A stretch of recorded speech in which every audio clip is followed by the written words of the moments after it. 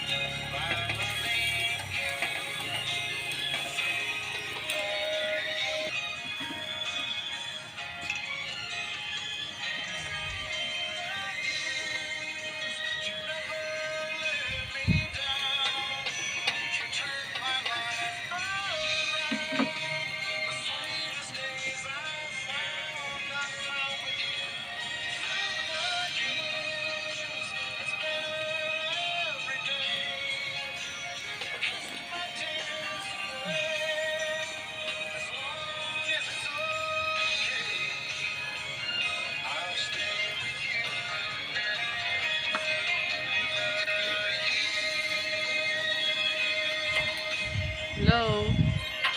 Welcome to my vlog. Isipan po namin mag-ihaw sa labas ng bahay. Ayan si Daddy Chef.